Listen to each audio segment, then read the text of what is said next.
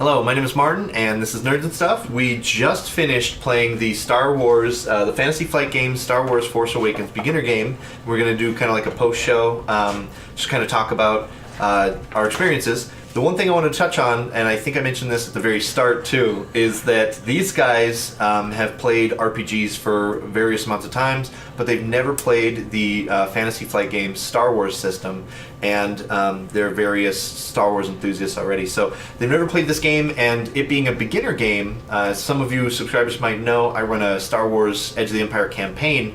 So with the beginner games, I kind of wanted to bring in a new group that's never played it before, see what they think, see how they like it, and stuff like that. So now that we're finished with our beginner game, let's go ahead and talk about what it was like to come into a system. Now, most of you guys are coming from D20 systems, right? Right. Yeah, I know 13th Age, you guys have played a little bit Dungeons & Dragons, stuff like that. So what was it like to come into a system with narrative dice? I was originally very nervous that it'd be too complicated because there's a lot of different dice, a lot of different colors, and I would have thought I would be kind of overwhelmed by it, but I was not at all. Because it while it kind of appears somewhat complex, distilled down, it's really just very six simple. Symbols. Yeah, there's just 6 symbols on the dice. Once you learn how to cross cancel them, then you figure it out. Yeah. I think playing Imperial Assault makes it very familiar with all the dice. Yeah. Well, and that comes back to the Fantasy Flight kind of system, right? So, what were some other thoughts? Go ahead. I really like the dice. I like how it makes it narrative instead of just you succeed or fail. One of the things that I will say that is a possible drawback is sometimes, I mean, maybe you never were in this position, but if I was a DM, something would be like, oh, and I have to make something happen because the dice says that something did happen. Yeah. That's one of the things too that's good about the system and bad about the system is if you're really quick with your thought process or imaginative, then you know what 3 advantage might be. Mm-hmm. You know what a triumph might be. There's some times where you might triumph and despair in the same roll, and you're like, well, what does that mean? How do I figure that out?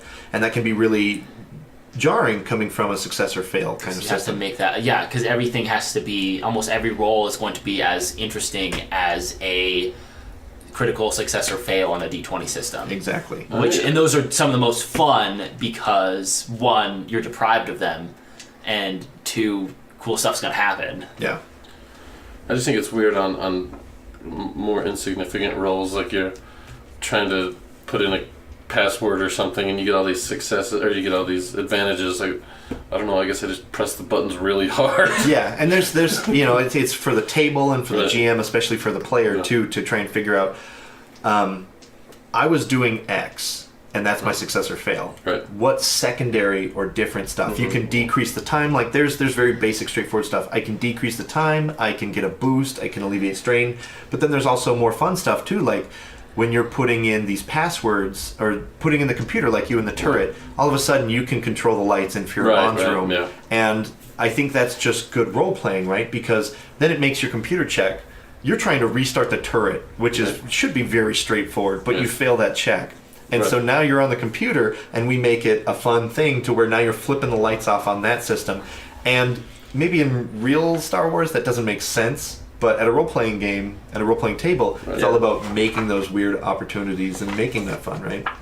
Like recruiting everyone you see. That was going to be my next point. I really liked the structure of this as a beginner game because I felt like it had a really good combination of structure in that, and you could probably speak to this more, in that there was like an overall goal and we kind of knew very specifically what it was, but I felt very free in doing what I want, which is always a nervous thing when I do a preset system. Because we did a lot of silly things. I think that's why we were so silly, is because we knew, like, there was a for sure end. Like, if it bit us in the butt, it was going to bite us in the butt, like, very quickly. Yeah, I wasn't worried about my character being killed since it's a one-shot, but... Well, and that's the big idea, too. Yeah. But I think going off what you're saying, too, is there's also an understanding, too, that, like, we can break this game at a, like, break of a straw, right? Like, it's so easy for you guys and for me as a GM to let you guys break the game. But it's also an implied thing for a one-shot that has a beginner game feel is like there is an ending and we all need to collectively steer towards it. Now there's a million different times where you guys could be like, oh, we're just going to join the Nomads. Jax doesn't seem like that bad of a guy. And Misha could be, my girlfriend. And then all of a sudden we're doing a whole nother adventure. Was that actually an option? No, I didn't think so. But like you Honestly. guys could press it that way, and that's always the terror of being a GM is like, I really hope my players don't derail the campaign, as everyone's notorious on the internet for doing. And there was that conversation early on. It's like, okay, this is a beginner game, so I won't have the freedoms as a GM that I would normally have in my own game, where I could take it that direction. Yeah, there's data pads on the Starlight Wanderer, but maybe that's not the adventure we want to run today, and then we could figure out what it would be like to be moisture farmers for a day, Not very fun, but if that's what the players want to do, then that's what happens, A right? little moisture farming chick. So, So going back to this kind of derailing stuff, is that it's very easy to. It's important to give your players the freedom to do that, but the players also have to understand too that there is a fairly strict railroaded adventure here, and to kind of work within the confines of that to get a feel for the system.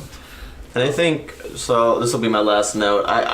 Obviously we did a very silly version of the game, but I feel like this is really good for beginner role players because you could play it like a very traditional role playing game, and you can be kind of serious and feel super badass about it. And I think that would also be a very fun way to play it. I felt like a shot. And I think there's enough guidelines that I think this is a very good intro, and it's relatable. A lot of people have seen the new Star Wars. Even though Captain Phasma is a horrible character, I was excited to run into her. And in my mind, I'm excited about, oh my god, what if we run into Poe Dameron? What? From here on out, I think that we could take these stories that we've created if we want to turn this into a real campaign. And we have a lot of options of places to go, and that excites me, and that's what I look for in a one-shot, in a beginner box. Absolutely. Any final thoughts from you guys on this experience as a whole, playing the system? Really fun. I'd do all the one shots with you.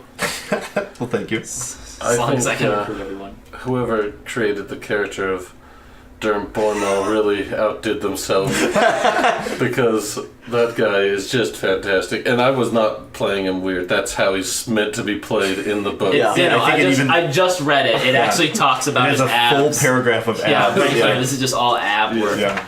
So great work. Pay attention to the channel. We'll be shooting a Derm Bormo ab workout video here soon. Right. Yep. And where I will just be role playing him doing that. Yeah. So it should be really riveting content. Yeah.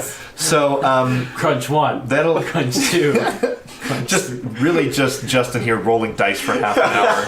Yeah, just narrative explaining everything. Successful crunch. So that is going to be our kind of Triumph. wrap up. That's going to be our wrap up of the Fantasy Flight Games Star Wars Force Awakens beginner game. We're going to call it a day and call it a game, but we will have more Star Wars content on the channel, and hopefully we'll have you guys back for other games here in the near future. So thank you very much. Have a wonderful time, and if you're interested in going on these adventures as well, then pick this up at your local gaming store. Thank you.